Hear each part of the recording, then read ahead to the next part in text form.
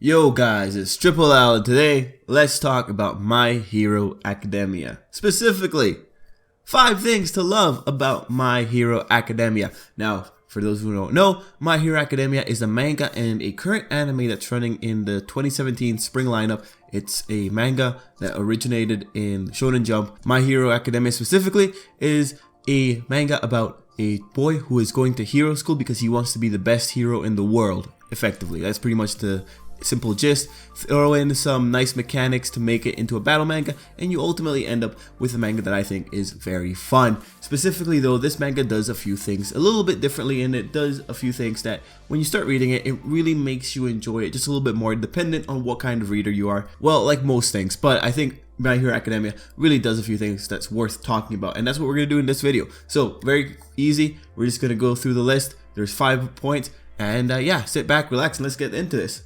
Number 1. The main character, Izuku, doesn't earn his power. He's bestowed his power.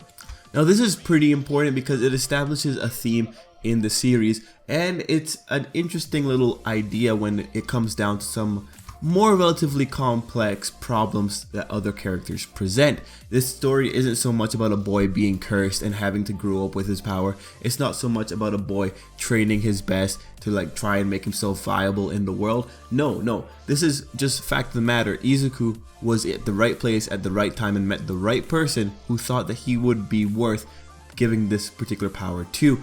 He was a person who would never have a power develop.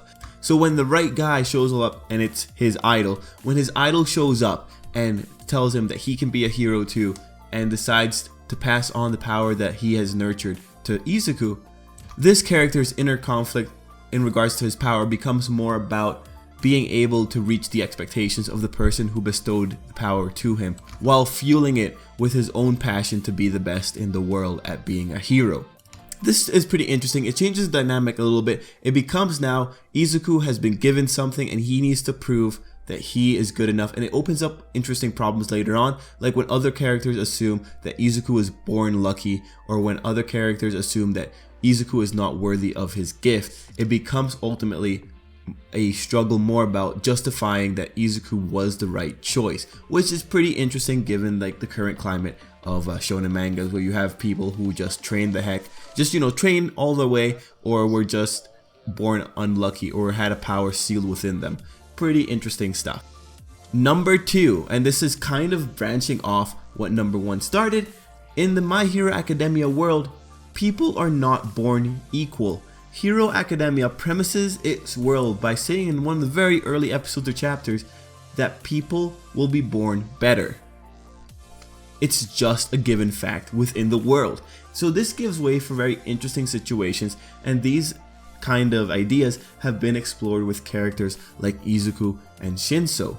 Hero Academia is a world where if you're born with a better power, you have drastically more options in life to pursue. Now you could say in our world, well, people aren't born equal too. Well, yeah, when you compare people who are born disabled and you compare people who are born without any kind of handicap, yeah, you could kind of see this, but for the My Hero Academia world, this is across all people. All people are born with a superpower or the lack thereof. 20%, I believe, come out with no superpower.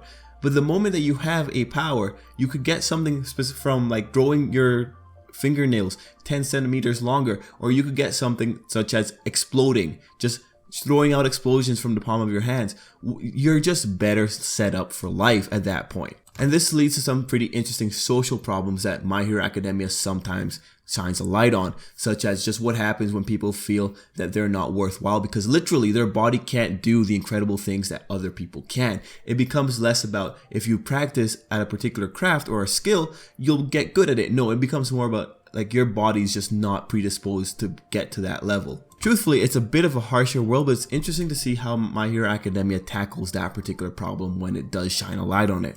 Number 3, the side characters get attention.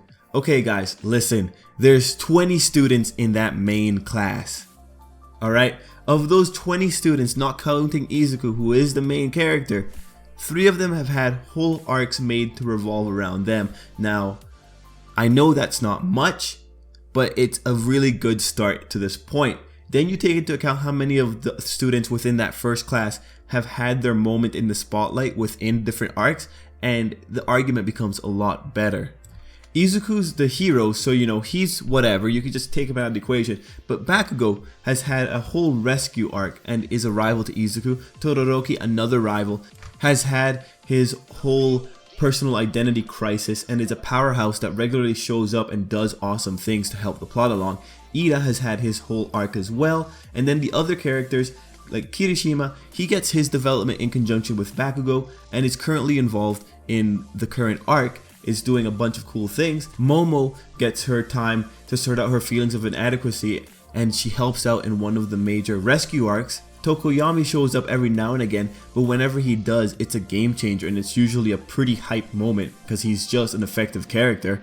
We have then Mineta, who is just the class pervert and is the author's favorite character, so he gets a lot of gags and just gets enough points to do something useful. And then we have Ochiko, who's the main heroine, so she doesn't really need to do much. She just needs to be in the proximity of Izuku, but even then she gets some pretty interesting moments. We also have Tsuyu, who gets some character development and also plays a part in one of the arcs. And at this point, we're just counting the characters who are in the class.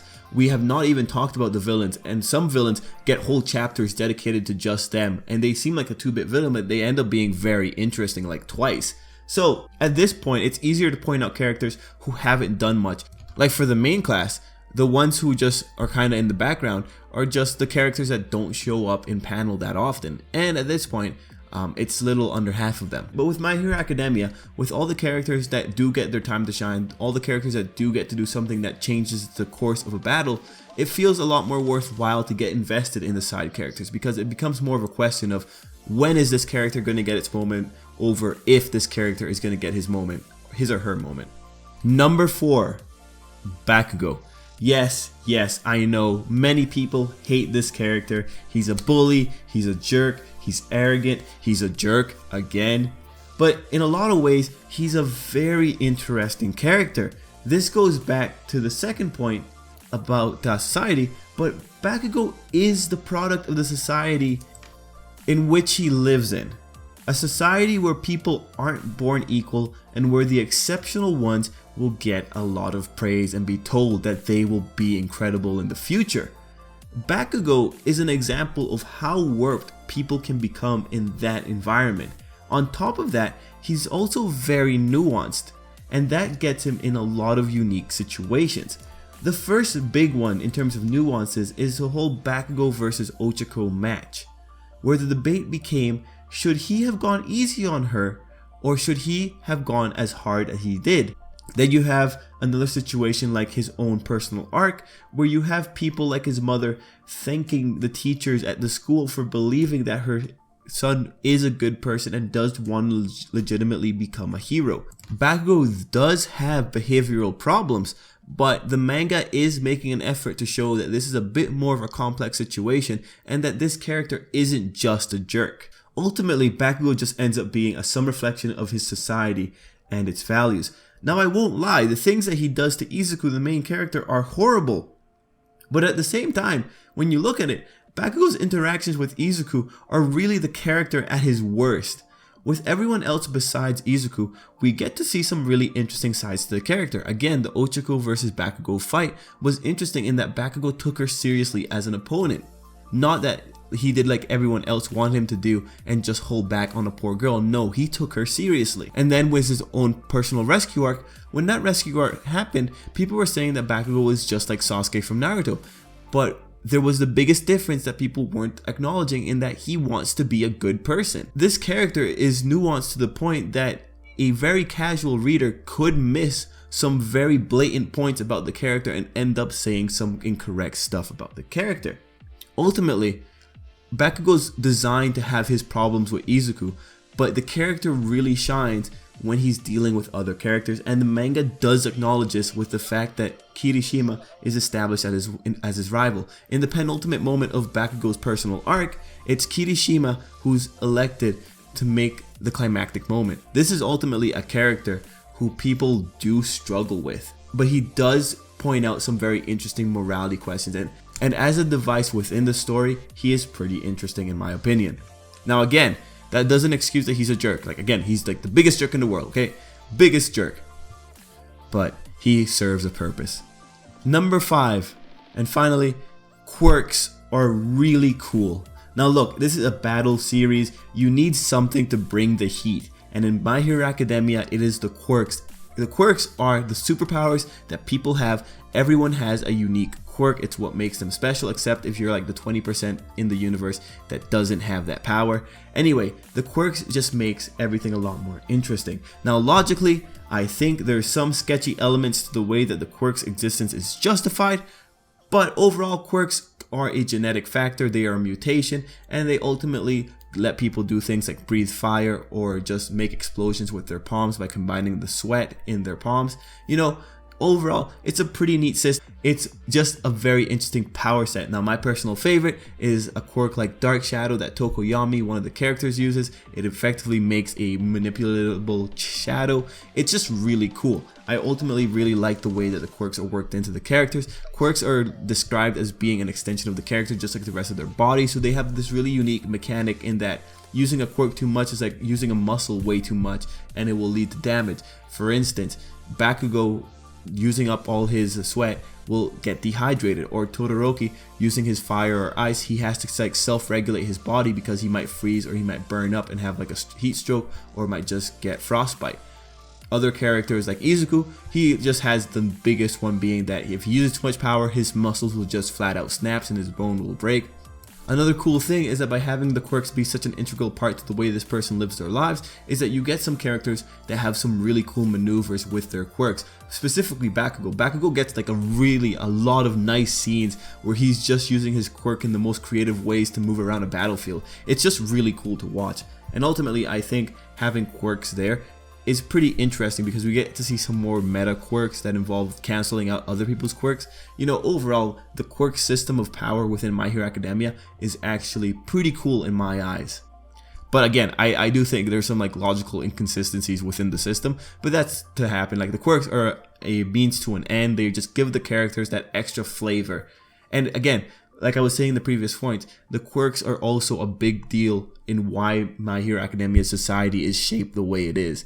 And when you have that kind of integration between powers and society, and you have a series that is willing to shine a light on it sometimes, it just ends up being a great reading experience. So, My Hero Academia, 5 things to love about it. You know, it's a manga, it's shonen, it's an anime right now. It's super simple, it's easy to get into. I highly recommend it. Anyway, guys, that's pretty much it for me. Thanks for watching the video. Let me know down below what you thought of this video if you have any thoughts, and let me know if there's anything I could do to improve this type of video. Let me know also if there are any other topics that you want me to talk about. I will try to get to that. Anyways, guys, thanks for watching, and until next time, I hope you have the best day you could possibly have.